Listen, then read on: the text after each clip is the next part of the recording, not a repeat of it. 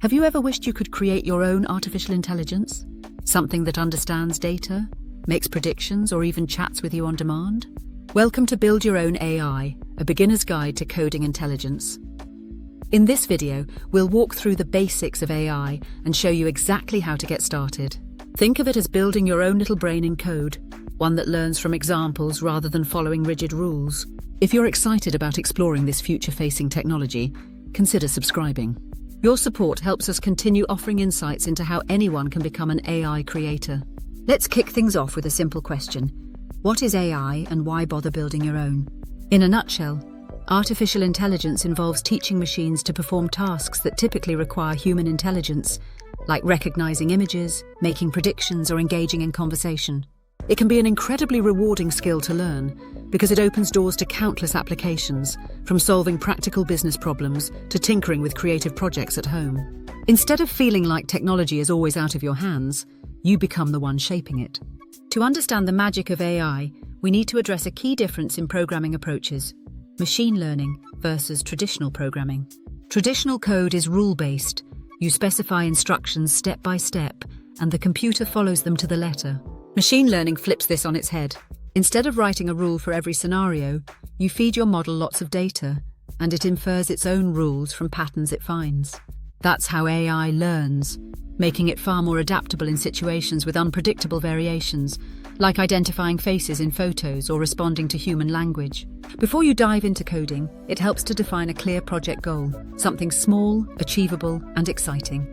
Maybe you want to create a basic chatbot that greets your website visitors, or a recommendation system that suggests the best movie for your friends to watch. You could also predict numbers, like forecasting tomorrow's temperature or a house's selling price. Whichever you choose, make sure it's both interesting and manageable, so you can experience the thrill of building a working AI without feeling overwhelmed. Next up, let's talk about the tools you'll need. The Python programming language is the go-to for most AI projects, thanks to its large and welcoming community. Libraries like TensorFlow, PyTorch, and scikit-learn handle much of the heavy lifting, providing pre-built functions for data handling, neural networks, and more.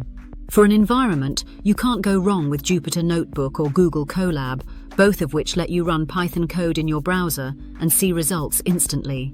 Think of these as your AI workshop, friendly places to write, test, and refine your code as you learn. Of course, AI models are only as good as the data they learn from, which is why understanding data is crucial.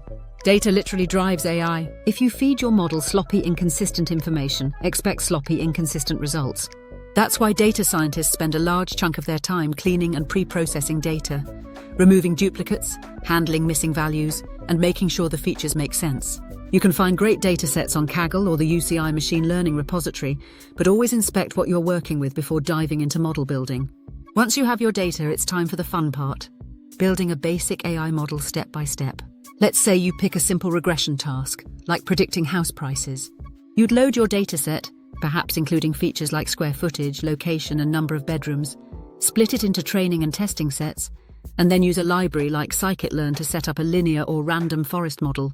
You'd train your model by letting it see many examples of houses and their prices, then test it against unseen examples to measure its accuracy. This process, train, test, evaluate, is the heart of machine learning. Even at a beginner level, it's incredibly satisfying to see your code learn and start making predictions. When your model starts making progress, you'll likely want to make it better. That's where tuning and optimization come into play.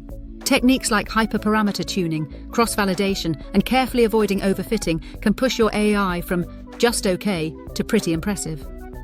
Think of these steps as fine-tuning a musical instrument. You're making small adjustments so it sounds, or in this case performs, at its best. If you see your accuracy plateau, sometimes a little tweak in how you handle data, or a slight adjustment to a model setting, can lead to big improvements. It's also important to remember that every AI carries ethical considerations.